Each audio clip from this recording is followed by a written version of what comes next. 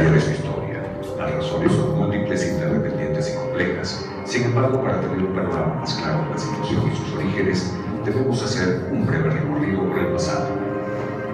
Luego de la muerte del dictador Juan Vicente Gómez, en 1936 la atención a la salud se había constituido en una responsabilidad del Estado. En ese momento, el afán modernizador de los gobiernos de López Contreras y Medina, así como el impulso dado a la lucha contra las epidemias rurales durante la dictadura de Pérez Jiménez, parecieron dar resultados en lo que respecta al saneamiento ambiental, evidenciado por el descenso de las epidemias que afectaban a los venezolanos. Debe destacarse que a finales del periodo gómezista, de una población estimada en 3 millones de habitantes, anualmente se registraban cerca de 1 millón de casos de paludismo. Por diversos medios se reclamaba por la necesidad de un hombre sano como condición para el desarrollo. En las décadas sucesivas, Venezuela da pasos agigantados en la erradicación de enfermedades como la malaria, el mal de Chagas y la tuberculosis. En relación al programa de erradicación de la malaria, el noveno informe de la Organización Panamericana de la Salud, publicado en 1961, presenta datos de los que se desprende que el área de malaria erradicada en Venezuela para 1960, el 70% del territorio, es más del triple del área de malaria erradicada del resto de los países de América Latina. Venezuela se coloca a la vanguardia y deviene en referencia académica internacional, aportando desde la Escuela Internacional de Malariología numerosos técnicos que se van a incorporar a la lucha contra este flagelo en todo el mundo. Otro elemento que contribuyó notablemente a la ejecución de planes de alto contenido social fue la llamada Alianza por el Progreso, un plan propugnado por la administración del presidente de los Estados Unidos, John F. Kennedy, con una inversión de $20.000 millones para atender necesidades económicas y sociales de los países latinoamericanos. Posteriormente, en la década de los 70, estimulado por el aumento de los precios del petróleo, el aparato sanitario venezolano recibió mejoras en todo sentido y los indicadores comenzaron a revelar niveles de salud aceptables. Sin embargo, persistían problemas por la falta de coordinación y la ausencia de un sistema integrado de salud. En 1989 se promulga la Ley Orgánica de Descentralización, Delimitación y Transferencia de Poderes Públicos y la Ley Orgánica del Régimen Municipal, que transforma el distrito geopolítico en municipio autónomo. Con esta ley, los presupuestos de servicios de salud, entre otros, podían ser gestionados directamente por las alcaldías y gobernaciones y no desde el gobierno central como en principio. El objetivo de esta ley era que cada alcaldía pudiera dar respuestas directas a las necesidades de los habitantes del municipio, debido a que la gestión centralizada era excesivamente burocrática, lenta y deficiente, y por ende la salud pública comenzaba a presentar carencias notables, lo que, sumado a los bajos precios del petróleo, entre 10 y 15 dólares por barril en la década de los 90, afectó considerablemente el aparato de salud pública. El 2 de febrero de 1999, Chávez asume la presidencia de la República de Venezuela y por coincidencia en ese mismo año los precios del crudo inician una escalada vertiginosa, con lo cual el recién estrenado gobierno encontrará una fortaleza económica sin precedentes. Casi de inmediato se inician los pasos legales para la modificación de la Carta Magna venezolana, lo que hará que el gobierno obtenga además el poder político que tanto anhelaba. Posteriormente se realizó otra modificación a la Constitución, con lo cual Chávez adquirió poderes absolutos que le permitirían ser presidente de manera prácticamente indefinida. Para el año 2003 comienza el Plan Barrio Adentro, en los municipios Libertador y Sucre del Distrito Capital, bajo el desarrollo de un convenio Cuba-Venezuela como respuesta del Estado venezolano para la solución de las principales necesidades sociales de salud. Sin embargo, la verdadera motivación de Chávez era la introducción en los sectores populares del personal de la sanidad cubana, que paralelamente a encargarse de la atención primaria en los pequeños módulos sanitarios, también trabajarían en la reeducación política y la ideologización de los habitantes de la zona con la doctrina gastrocomunista. Chávez nos enseñó a muchísimos de nosotros, o nos orientó a ver lo que era una política de salud acertada. La proyectación y construcción de la infraestructura y la dotación de los módulos de barrio adentro a nivel nacional representó una gigantesca inversión de recursos económicos que originalmente estaban destinados a los centros de salud ya establecidos o han podido ser direccionados a estos, y es justamente aquí donde se inicia la debacle del sistema sanitario venezolano. Para mantener el barrio adentro se requiere una inversión muy grande que se paga en efectivo con factura petrolera o con dólares, producto de la factura petrolera, Y ese gasto tan enormemente grande que se ha hecho es un gasto que no reporta beneficios tangibles. Con el correr del tiempo, se fueron incorporando otros niveles de atención sanitaria con pretensiones cada vez más elevadas e incluso se estableció un puente aéreo entre Venezuela y Cuba para llevar pacientes venezolanos afectados de diversas enfermedades, especialmente visuales, a ser intervenidos quirúrgicamente en la isla caribeña.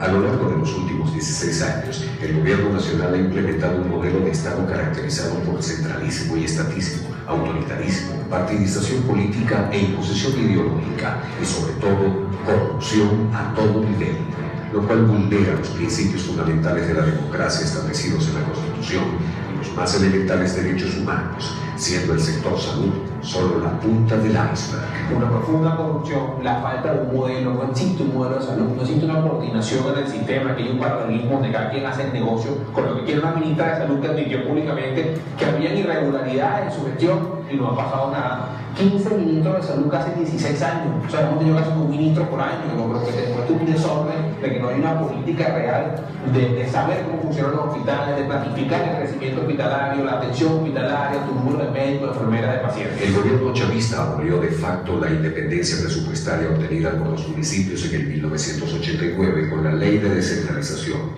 y con la concentración de recursos para la salud en un mecanismo de chantaje para gobernadores y alcaldes, además de una herramienta populista para obtener votos. Una especie de que no hay interés en la vida del venezolano, sino el negocio que es la salud. Lo malo con la corrupción de salud es que se paga con la vida de alguien. La crisis está frente a nosotros y es una crisis humanitaria porque mucha gente está muriendo por falta de atención médica o por falta de prevención en la atención médica. Para esta época, solo la propaganda era conocida por el público, no así los datos reales y las estadísticas de los servicios de salud paralelos creados por Chávez. La danza de recursos fue enorme, sobre todo porque eran muchos los entes implicados, con lo cual no es difícil imaginar los manejos oscuros de gran cantidad de fondos de la salud pública. Todo lo que Venezuela trae lo hace triangulado con La Habana. No entendimos por qué no podemos comprar directamente, sino tenemos que comprar vía Cuba. Mientras se creaba todo el nuevo sistema de salud, el aparato sanitario que realmente atendía el mayor número de casos de gravedad y urgencia se desmoronaba por la falta de recursos, insumos y los sueldos miserables que percibían los médicos venezolanos. Mira, estas son nuestras camillas. Tengo unas camillas, mesas, escritorio. Y así trabajamos nosotros. Precarias condiciones de infraestructura, falta de agua potable, electricidad, aire acondicionado y colapso del sistema de aguas negras son constantes en los centros de atención médica públicos. Es un presupuesto reconducido del año 2001. Es el 1.8-1.9 del PIB para el Ministerio para el Rector de la Salud. Y el gobierno habla de que en salud han invertido alrededor del 7.8 o el 8% del PIB, pero esa diferencia de 6 puntos la maneja exclusivamente el sistema paralelo que le han entregado a los cubanos y solamente ellos manejan a su antojo en orden de los 1, 2, 3. Discriminación laboral por la posición política a la hora de ocupar cargos vacantes, acoso por ejercer el derecho a la denuncia y a la protesta y la altísima inseguridad personal en los ambientes de trabajo son amparados y estimulados por funcionarios del gobierno.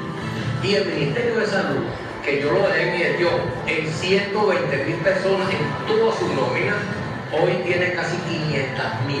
O sea, esa nómina se ha multiplicado casi por 4. Ahora, ¿en qué creció la nómina? Porque hay menos médicos, menos profesionales, menos odontólogos, menos enfermeros. Eso creció en personal, lo que llaman ellos el supernumerario, el tercerizado, que cumplen funciones, solo funciones de investigación, delación y que seguridad entre comillas, y de paso comen bandas de los hospitales. En los universitarios hay bandas que vienen del sótano, ahí la autoridad no entra hace más de 2 años. En la intervención quirúrgica, en el área del piso 6, llegó una banda armada que se introdujo dentro del quirófano donde remataron al paciente que estaban operando. Y también un familiar que estaba esperando en las afueras del quirófano, cuando vio la banda, también se trató de proteger y también fue asesinado. En medio del escape de la banda por las escaleras del hospital, un trabajador nuestro de limpieza se tropezó con la banda y le dieron al trabajador, le dieron 2 disparos en las piernas. Pusieron una pistola en el pecho. A mí fui a llevar un paciente, cuando yo era camillera, me llevó un paciente a neuro y el familiar me sacó la pistola porque no lo operaron el paciente, porque no había chance de operarlo, porque había una emergencia.